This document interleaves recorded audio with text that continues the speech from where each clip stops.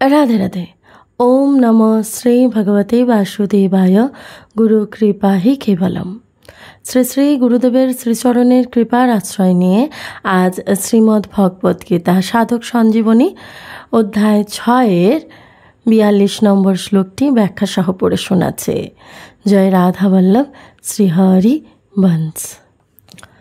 বসুদেবম সুতম দেবম কংসচানুরমর্দনম দেবকী পরমানন্দম কৃষ্ণম বন্দে জগদ্গুরুম।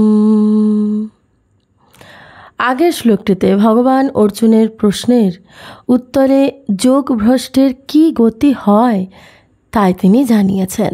এবার পরবর্তী শ্লোকে অথবা শব্দটি দ্বারা নিজের থেকেই অন্য যোগভ্রষ্টদের কথা জানিয়েছেন।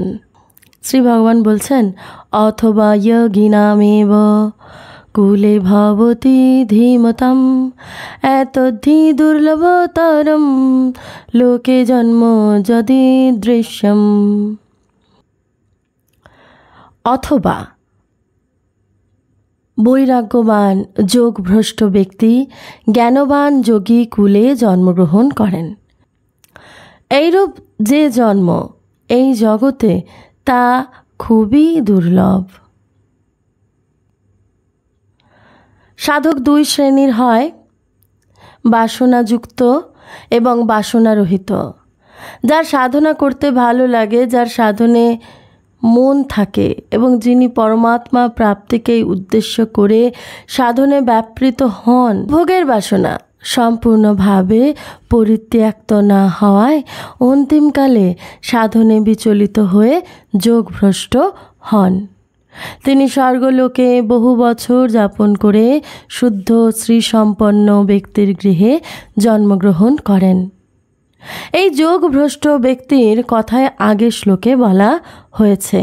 অপর সাধক যার চিত্তে বাসনার পরিবর্তে তীব্র বৈরাগ্য থাকে এবং পরমাত্মাকে উদ্দেশ্য রেখে তীব্রভাবে সাধন ভজন করেন, অথচ এখনও পূর্ণত্ব প্রাপ্তি হয়নি, সেই সাধক যদি কোনো কারণবশত যোগভ্রষ্ট হন তবে তাকে স্বর্গাদি লোকে যেতে হয় না, তিনি সরাসরি যোগী কুলেই জন্মগ্রহণ করেন। সেই যোগভ্রষ্টের কথায় এই শ্লোকে বলা হয়েছে। তুমি যে যোগভ্রষ্টের কথা জিজ্ঞাসা করেছিলে তা আমি জানিয়েছি, কিন্তু সংসারে যিনি বৈরাগী হয়ে সংসার থেকে সম্পূর্ণভাবে বিমুখ হয়ে সাধন ভজনে ব্যাপৃত হয়েছেন, তার যদি কোনো কারণে কোনো পরিস্থিতিতে হঠাৎ মৃত্যু হয় এবং অন্তিমকালে মনোবৃত্তি যদি সাধনায় না থাকে তবে তিনিও যোগভ্রষ্ট হন। এইরূপ যোগভ্রষ্ট ব্যক্তিদের গতির কথায় আমি এখানে বলছি। যে ব্যক্তি পরমাত্মা তত্ত্ব প্রাপ্ত করেছেন, যার বুদ্ধি পরমাত্মা তত্ত্বে স্থির হয়েছে, এইরূপ তত্ত্বজ্ঞ জীবনমুক্ত ধীমান যোগীদের কুলে এই বৈরাগ্যবান যোগভ্রষ্ট ব্যক্তি জন্মগ্রহণ করেন। এখানে কুলে বলার অর্থ এই যে তার জন্ম সাক্ষাৎ জীবনমুক্ত যোগী মহাপুরুষের কুলেই হয়। কারণ শ্রুতি বলেছেন ওই ব্রহ্মজ্ঞানীদের কুলে কেউই ব্রহ্মজ্ঞান বর্জিত হন না, অর্থাৎ সকলেই ব্রহ্মজ্ঞানী হন। নাস্যা ব্রহ্মবিদ কুলে ভবতি, এটি মুণ্ডক উপনিষদে রয়েছে। তার যোগীদের কুলে জন্মলাভ করার ইহলোকে অত্যন্ত দুর্লভ। অর্থাৎ শুদ্ধ সাত্ত্বিক নৃপতি গৃহে, ধনবানদের গৃহে এবং বিখ্যাত গুণীদের গৃহে জন্মলাভ করাও দুর্লভ এবং তা পুণ্যের ফল বলেই মনে করা হয়। তাছাড়াও তত্ত্বজ্ঞ জীবনমুক্ত যোগী মহাপুরুষদের কুলে জন্মগ্রহণ করা দুর্লভতর, অত্যন্তই দুর্লভ। কারণ ওই যোগীদের কুলে গৃহে স্বাভাবিকভাবে পারমার্থিক পরিমণ্ডল থাকে। সেই সব স্থানে সাংসারিক ভোগাদির চর্চা হয় না। সুতরাং ওই পরিমণ্ডলে স্থানে তত্ত্বজ্ঞ মহাপুরুষদের সুসঙ্গে সুশিক্ষায় ওই ব্যক্তির সাধনে তৎপর হওয়ায় অত্যন্ত সহজ হয় এবং সে শিশুকাল থেকেই সাধনে ব্যাপৃত হয়। সেই জন্য এইরূপ যোগীকুলে জন্মগ্রহণ করা দুর্লভতর বলা হয়েছে। এখানে এতৎ এবং ঈদৃশম এই দুটির পদ ব্যবহৃত হয়েছে। এতৎ পদটি দ্বারা তত্ত্বজ্ঞ যোগীকুলে জন্মগ্রহণকারী যোগভ্রষ্ট ব্যক্তিদের কথা বুঝতে হবে এই শ্লোকে যার বর্ণনা করা হয়েছে। এবং ঈদৃশম পদ দ্বারা সেই সকল সাধককে লক্ষ্য করা হয়েছে যারা তত্ত্বজ্ঞ যোগী।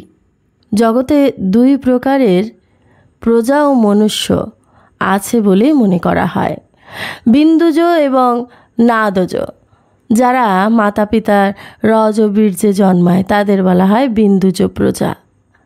আর যারা মহাপুরুষদের নাদ হতে অর্থাৎ শব্দ হতে উপদেশ হতে পারমার্থিক পথে যুক্ত হন তাদের বলা হয় নাদজ প্রজা। এখানে যোগী কুলে জন্মগ্রহণকারী যোগভ্রষ্ট হল বিন্দুজ এবং তত্ত্বজ্ঞ জীবনমুক্ত মহাপুরুষদের সঙ্গপ্রাপ্ত সাধকগণ হল নাদজ। এই দুই প্রকার সাধকেরই এইরূপ জন্ম ও সঙ্গ পাওয়া অত্যন্ত দুর্লভ। শাস্ত্রাদিতে মনুষ্য জন্মকে দুর্লভ বলা হয়েছে, কিন্তু মনুষ্য জন্মে মহাপুরুষদের সঙ্গলাভ দুর্লভতর। দেবর্ষি নারদ তার ভক্তি সূত্রে বলেছেন, মহাপুরুষদের সঙ্গ দুর্লভ, অগম্য এবং অমোঘ। কারণ একে তো তাদের সঙ্গলাভ করাই কঠিন, আর ভগবত কৃপায় এইরূপ সঙ্গ যদি পাওয়া যায় তাহলেও মহাপুরুষকে চেনা অত্যন্ত কঠিন। কিন্তু তার সঙ্গ যদি কোনো মতে পাওয়া সম্ভব হয় তবে তা কখনো নিষ্ফল হয় না। তাৎপর্য হলো এই যে মহাপুরুষদের সঙ্গ প্রাপ্তির দৃষ্টিতে উপরি উক্ত উভয় সাধকদের জন্মকে দুর্লভতর বলা হয়েছে। ওম তৎসৎ ইতি শ্রীমদ্ভগবদ্গীতাসু উপনিষদসু ব্রহ্মবিদ্যায়াং যোগশাস্ত্রে শ্রীকৃষ্ণ অর্জুন সংবাদে অথ ষষ্ঠ অধ্যায় 42 নম্বর শ্লোক পাঠ করে শোনালাম শ্রী শ্রী গুরুদেবের শ্রীচরণের কৃপায়। জয় রাধা বল্লভ শ্রী হরি বংশ। রাধে রাধে।